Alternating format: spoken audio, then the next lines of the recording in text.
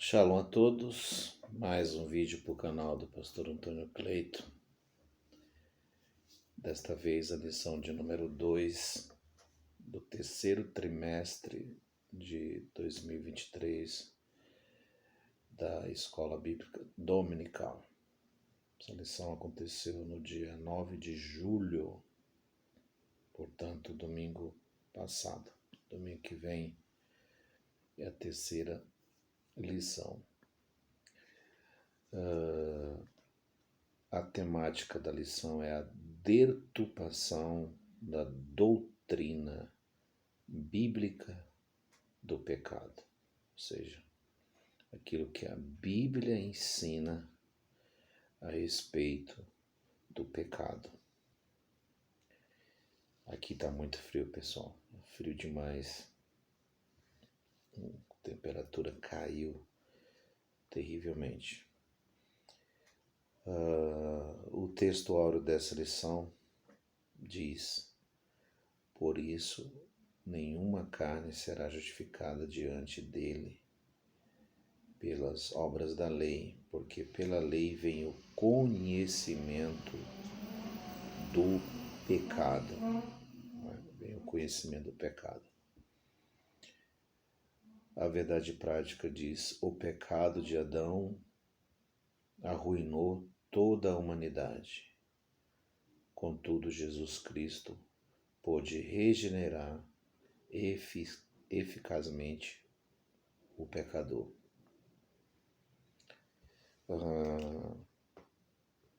Adão teve, quando Deus o criou, Deus o formou do pó da terra, Deus colocou Adão no Jardim do Éden. E ali no Jardim do Éden, Deus plantou algumas árvores, entre elas a árvore do conhecimento do bem e do mal e a árvore da vida. De todas Adão podia comer. Mas Adão desobedeceu essa ordem. Então, a palavra-chave dessa lição é pecado. Então, pecado é uma desobediência contra os princípios e as ordenanças de Deus e a vontade de Deus. É uma desobediência. Deus o criou, o capacitou com a escolha, com o livre-arbítrio. Ele podia muito bem rejeitar,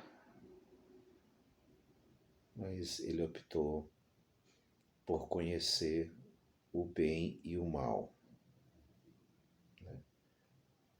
Deus falou para ele: certamente no dia que comer, morrerás. Ou seja, ele estava num estado de vida tão puro, ele estava numa elevação espiritual tão grande, que se ele comesse, ele passaria a conhecer o bem e o mal. Então, isso talvez despertou em Adão o interesse. Então ele optou, foi uma opção dele. Uma opção dele. E o autor, com a temática da lição, o pastor Douglas, ele nos chama a atenção com relação à deturpação do ensinamento bíblico, doutrina, de um sistema bíblico de ensino com relação ao pecado. Sua origem, seus danos ou as suas consequências. Então essa doutrina bíblica estuda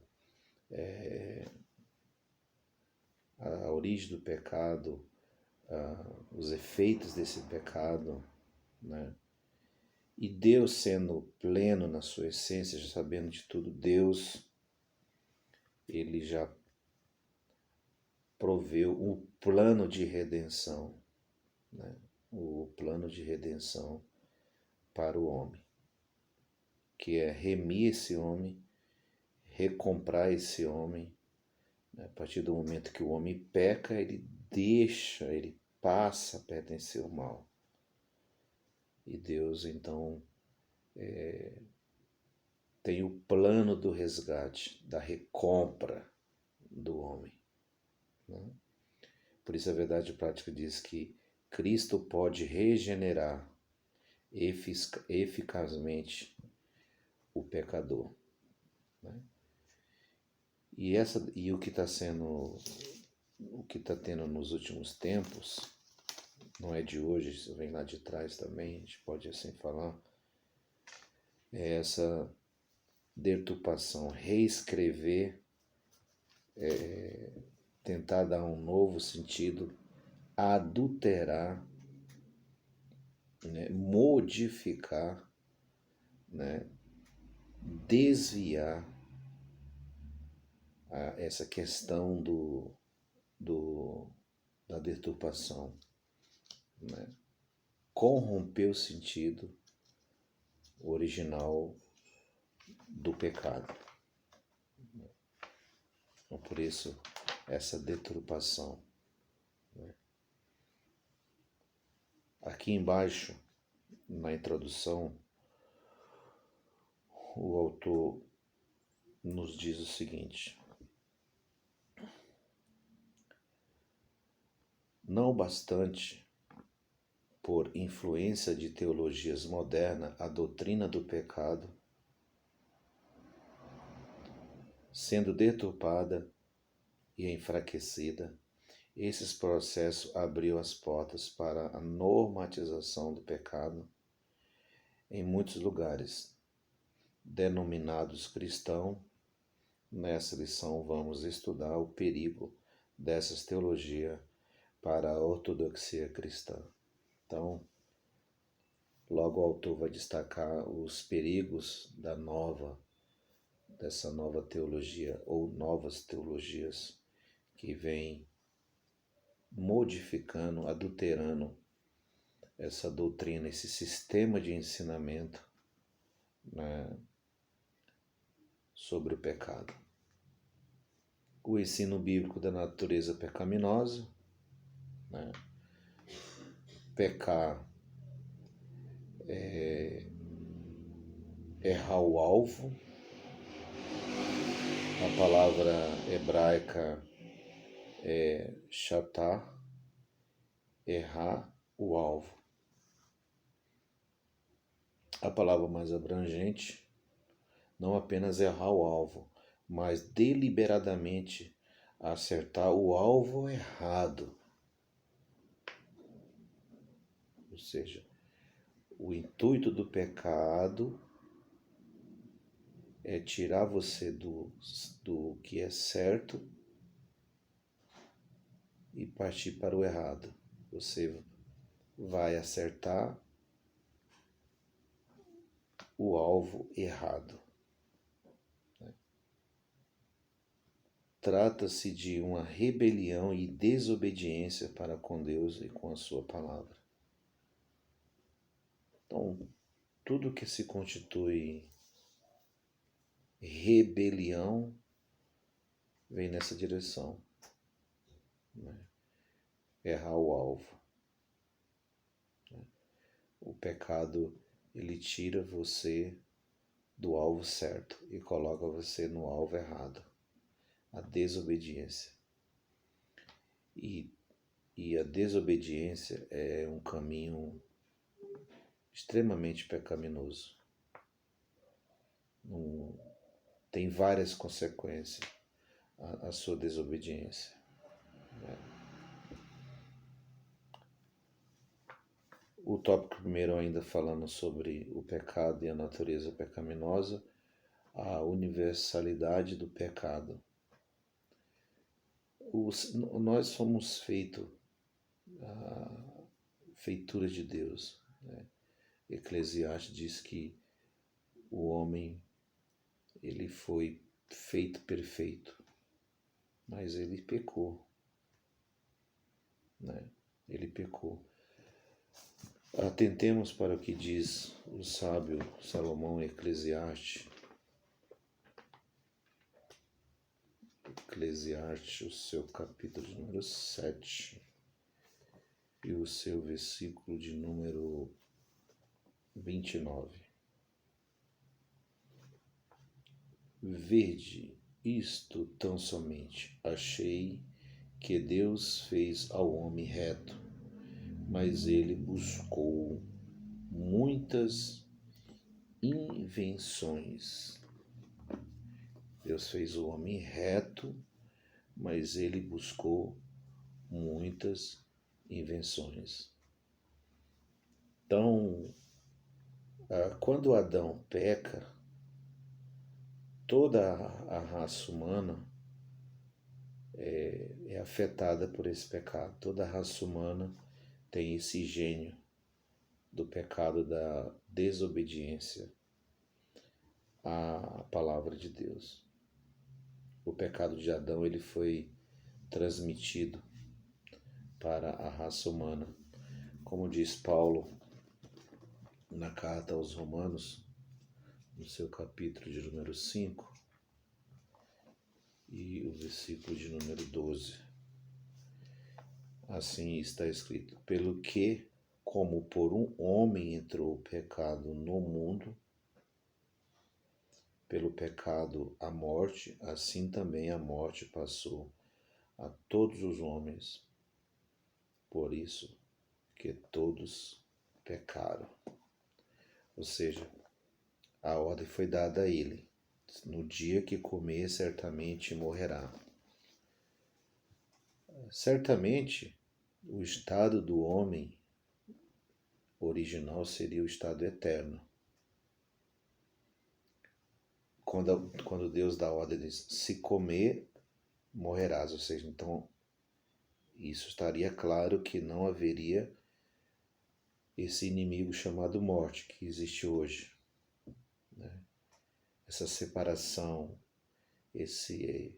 o maior inimigo, o último inimigo que a Bíblia diz que vai ser destruído é o espírito da morte, que separam vidas, né? É um castigo, é uma penalidade muito alta, mas entrou através de quem? Da desobediência de Adão. Então por isso ele passa a ser universal. Toda a raça humana peca em Adão, o primeiro homem.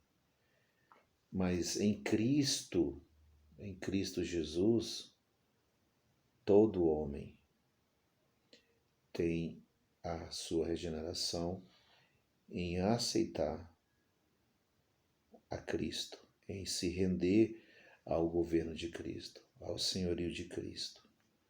Romanos 3 e o versículo de número 24, assim descreve: sendo justificados gratuitamente pela sua graça, pela redenção que há em Cristo Jesus. Através da morte de Jesus, Jesus veio para resgatar o homem do pecado. Somente Jesus poderia resgatar o homem do pecado. Então ele deu a sua vida pela vida do homem pecador.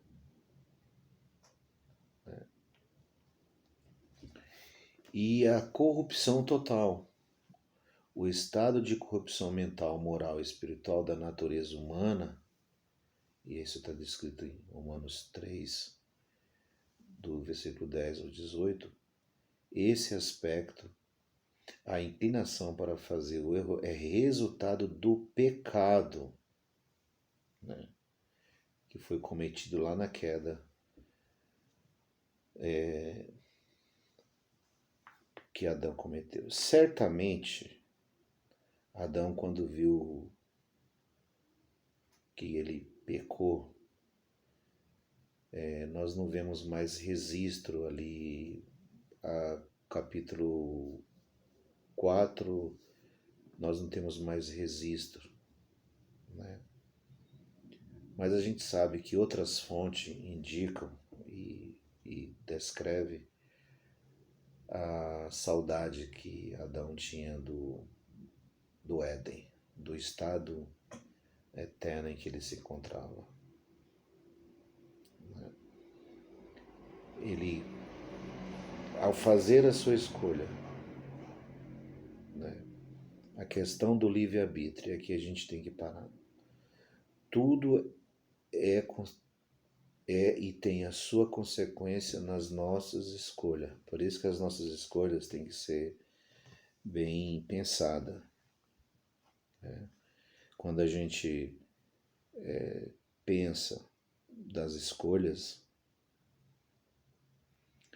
e mesmo que são decisões erradas, a gente não sofre muito porque pensamos, tomamos a decisão ali pensando. No caso de Adão, Adão fez esse uso do livre-arbítrio. Ele podia não comer, mas quando ele comeu, a ordem foi dada. Então ele quebrou essa ordem. Então toda essa ordem trouxe uma corrupção generalizada, mentalmente, moralmente e espiritualmente. Né? E pecar, as pessoas falam assim, pecar é bom. Não é. O pecado, ele destrói a pessoa. O pecado, ele tem um efeito devastador interior dentro da pessoa. E toda pessoa, se ele tem ou não tem a fé, se ele segue ou não segue a Deus, dentro dele ele sente esse senso do erro, se ele estiver cometendo esse erro. Isso é divino no homem. Ele sabe que o que ele fez está errado. Não precisa alguém condenar. Paulo fala de uma certa lei em capítulo 2 de Romano, que acusa, talvez seja a consciência, a mente, né? Quer defendendo, quer acusando, mas existe esse sinal de alerta dentro do homem. Né? Então, esse livre-arbítrio, ele trouxe uma corrupção generalizada, como eu já falei. E aí as pessoas se entregam aos seus prazeres. A vida seria tão bela quanto ela é e seria mais bela ainda. Ou você pode perguntar, pastor, mas se Adão não tivesse pecado, o mundo existia, nós existiríamos? Olha, eu creio, uma opinião da minha parte, eu creio que existiria sim, todos nós, a humanidade, mas seria um outro mundo totalmente diferente, no sentido de que haveria uma espiritualidade como Adão foi criado no Éden, existiria. Né? Mas ele optou. E Deus deu essa escolha, porque você imagina se a gente não tivesse o poder de escolha, se a gente fosse direcionado numa única direção, sempre para frente, acho que não haveria aí, não teria, vamos dizer assim, vamos achar que é uma palavra, não teria graça, já que graça é favor, né? Então eu acho que Deus sabe o que faz, ele capacitou ele com o livre-arbítrio e falou, se pecar, como Deus sabia que isso ia acontecer, Deus já criou o plano de redenção. O autor nos deixa claro lá que teologias modernas vêm deturpando esse conceito da doutrina bíblica do pecado. Tópico 2 ele trabalhou essas teologias. teologia do pecado social, a teologia da libertação e o liberalismo teológico, né? A teologia do pecado social tira a responsabilidade inteiramente do ser humano e transfere essa responsabilidade para as condições e para as estruturas, né, em que o ser humano vive. Então, ó, o ser humano, ele não traz o pecado original, mas ele está pecando por causa da infraestrutura, da pobreza, né? Ao que diz o autor. Essa tese defende que o pecado é algo que se constrói por meio de estruturas opressoras, tais como a pobreza, a injustiça e a desigualdade. Só que essa teologia aqui, eles defendem isso, ou seja, o pecado, a teologia do pecado social. O pecado só existe devido às estruturas opressoras. Aí eles destacam a pobreza, a injustiça e a desigualdade. Mas eles não mostram verdadeiramente o significado, eles camuflam essa ideia. Porque transferir isso para a pobreza, para as injustiças e para a desigualdade, isso aqui é desde que o mundo é mundo. Né? Lembra de Judas preocupado com o unguento que a mulher derramou? Senhor, nós poderíamos dar aos pobres. Ele disse, ó, sempre tereis pobre convosco. Governo, se quisesse acabar a fome, acabaria. Mas eles não acabam. E essa desigualdade social só funciona em discurso. Porque na hora que vai fazer a reparação ou a divisão, é mais ou menos assim, 1 para você e 100 para mim. Então eles transferem, diz não, o pecado, a culpa do pecado é o meio, é a injustiça. E segue mais o autor. Ele deixa bem claro aqui embaixo. A partir daí, resolver as questões da ordem social é vista como solução para o problema do pecado. Ou seja, você resolve a pobreza, a injustiça, as opressões e a desigualdade, e o problema do pecado está resolvido. Não, o problema do pecado só é resolvido em Cristo, é Ele que resolve. Todos têm que se direcionar para Ele. Né? Naturalmente, essa é uma das deturpações do ensino bíblico a respeito do pecado, ou seja, não é as questões sociais que resolve a questão do pecado. E o pecado também não é culpa do meio social. A culpa já veio lá de trás. A teologia da libertação. A teologia da libertação, essa daqui é uma das mais perigosas. E tem a sua finalidade. Paulo diz que nós temos que ter muito cuidado, capítulo 4 de Timóteo, sobre o ensino dos últimos tempos, sobre essa roupagem que vem aos ensinamentos. Né?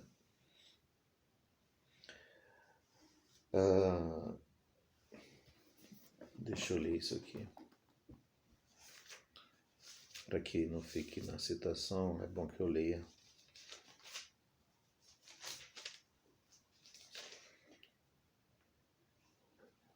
Capítulo 4, seu verso 1. Mas o Espírito especialmente diz que nos últimos tempos apostatarão alguns da fé, dando ouvidos a espíritos enganadores e a doutrinas de demônio. Nós temos que tomar muito cuidado.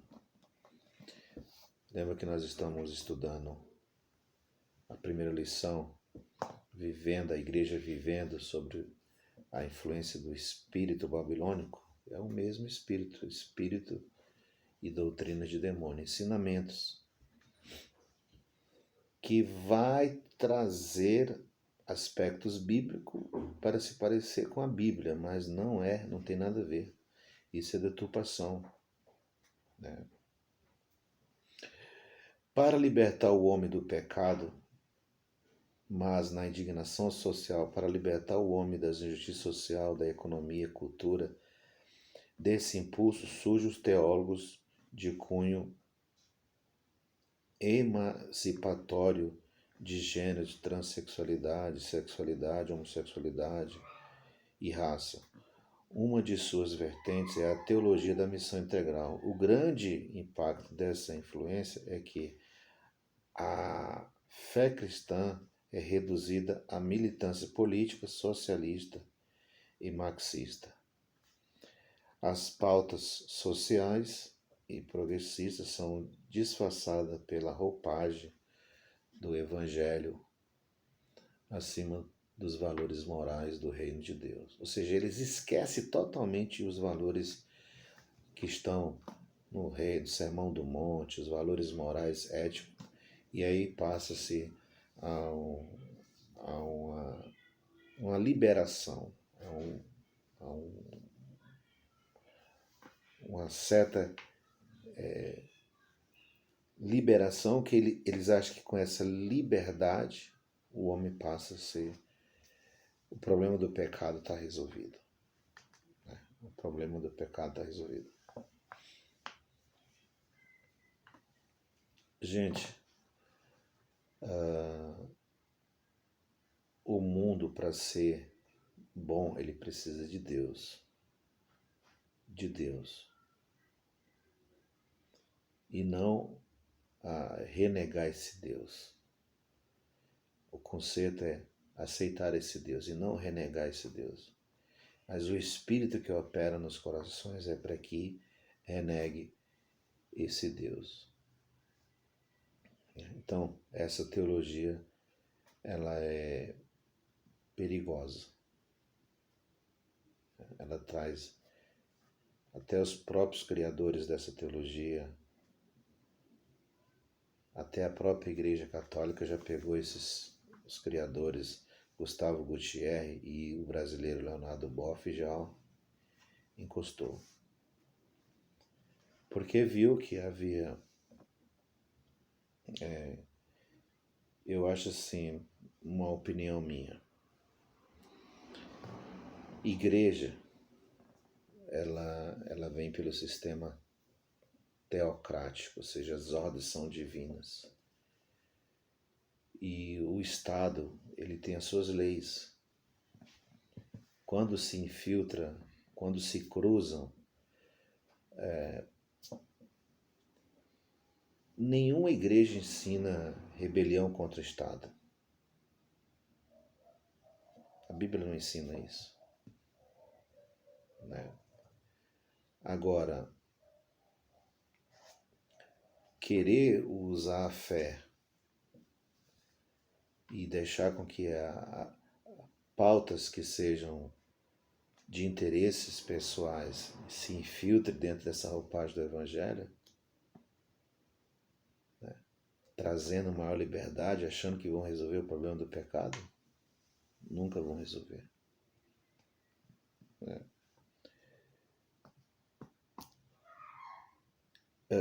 O autor fala também do liberalismo teológico. Ele deixa bem claro aqui. Após a Reforma Protestante, floresce o liberalismo teológico, onde aonde a razão é colocada acima da revelação divina. Como resultado disso, a inspiração, inerrância e a infalibilidade das Escrituras são questionadas. Os milagres, sobretudo, são considerados mitológicos.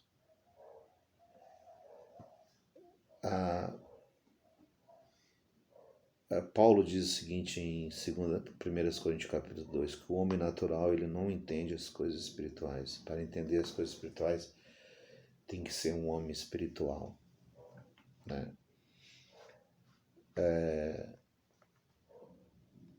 Vários escritores tentam, e a igreja acatou esses escritores, teólogos reformados, teólogos, onde eles ensinam. Um exemplo, Rodolfo Bultmann é um deles, né, que vem com o seu ensino de dissecar o texto, mas nega todos os milagres. A própria teologia da libertação também. Existe comentarista dessa teologia que diz que Jesus não multiplicou os pães, que foi o povo que estava ali e começou a dividir, né? Uma coisa eu tenho certeza, a Bíblia é eterna. A Bíblia é para aqueles que são espirituais, aqueles que estão dentro da espiritualidade. É impressionante, por exemplo, eles querem tocar na Bíblia. Agora, por exemplo, eu não vou citar outros livros de outras religiões. Por que aqueles outros livros são importantes e ninguém diz, ninguém toca em reescrever aqueles tais livros? Eu poderia aqui citar religiões, mas para evitar, eu não vou citar. Por que somente a Bíblia? Porque somente eles querem tirar a fé e colocar a razão. Eles querem deturpar. Por que será? É que nem diz o autor. Querem que as doutrinas da fé sejam reinterpretadas e ressignificadas. Troca-se a mensagem da revelação de arrependimento e confissão de pecado, de mudança de caráter, por uma visão progressista que enfatiza a transformação social pela a paradigma do marxismo. Nem Karl Marx resolveu o problema dele, nem ele, o que ele escreveu ele não viveu. nem o que ele ensinava ele acreditava, né? E aí, gente, você que está me assistindo, preste atenção. Nietzsche, lá atrás, ela vinha dizendo, Nietzsche escreveu, não é dele, ele pegou esse discurso no meio e foi ele que mandou para frente a teologia, o ensinamento do Deus morto, ou seja, matar, tirar a essência, tirar Deus da cultura cristã, fazer com que os cristãos percam essa essência no Deus vivo e passe a sofrer o efeito do Deus estar morto. Cinema, mídia, revista, jornais, tudo está engajado nessa cultura de dizer que Deus está morto. Aí surge essas teologias, livros. Tomemos muito cuidado, você que estuda, que é teólogo, muito livro, várias editoras, você tem que tomar muito cuidado com essa roupagem. Você acha que está comprando um belo de um livro cristão evangélico, mas o que tem ali inserido, você não tem noção do campo que eles investem para modificar, para levar essa mensagem até a sua mente, entendeu? Muda uma linha, duas linhas e você engole, depois sai nos púlpitos da igreja ensinando aí um monte de coisa. Então, muito cuidado mesmo. E a normalização do pecado, né? Ou seja, surge essa teologia, então agora esse confronto, esse pecado tem que ser normalizado. Crise de ética moral, imoralidade sexual e desacralização da vida. Entre os termos gerais, os valores que regulam a conduta de uma pessoa denomina-se ética. É a prática dessas condutas, e a prática dessas condutas recebe o nome de moral. Nessa concepção, a obediência aos princípios bíblicos reflete no caráter de um ser cristão. Ou seja, você tem um caráter ético, moral, respeitador, esses valores não importam. Então tem que deturpar isso aí, né? Tem que... esse dia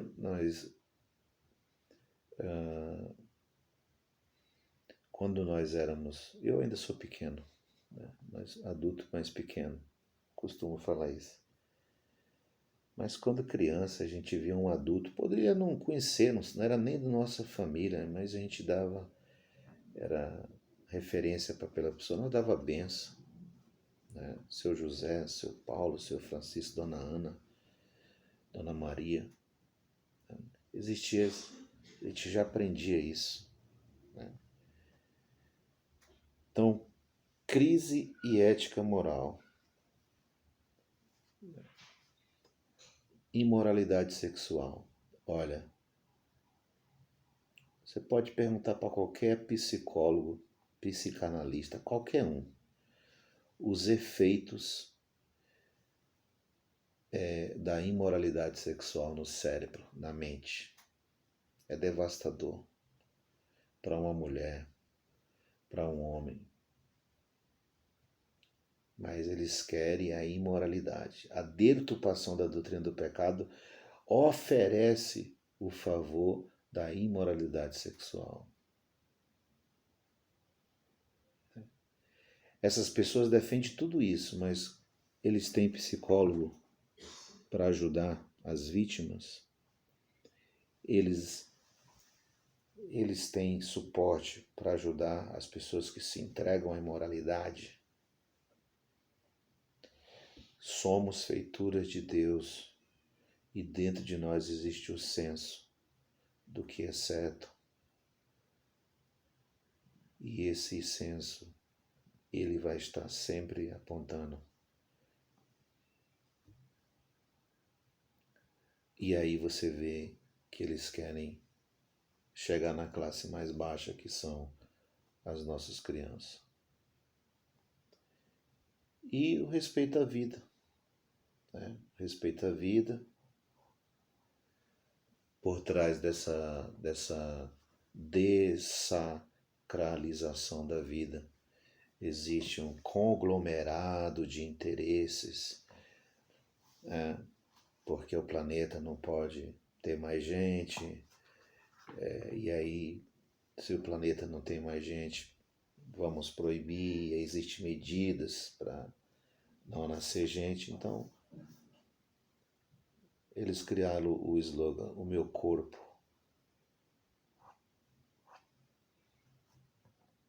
E aí a vida está sendo banalizada. O valor à vida, ao ventre, está definhando.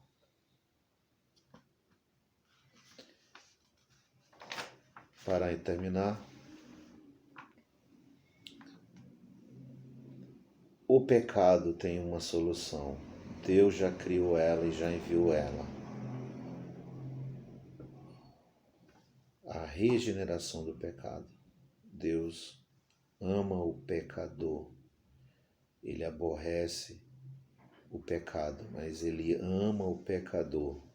Ele enviou Jesus para salvar o homem do pecado.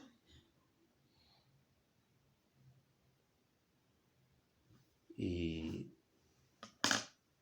nenhum tipo de desconstrução ou de deturpação do pecado ou de redefinição do pecado vai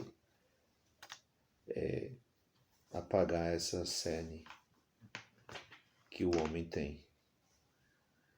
Somente Cristo. Em Cristo nós temos a redenção do nosso pecado. Somos pecadores, mas em Cristo somos resgatados e regenerados. Então, pecado permanece sendo pecado. Que Deus te abençoe, tenha paz, tenha alegria e saiba que o reino de Deus e Deus tem interesse na sua vida e na sua casa. Shalom, Deus abençoe.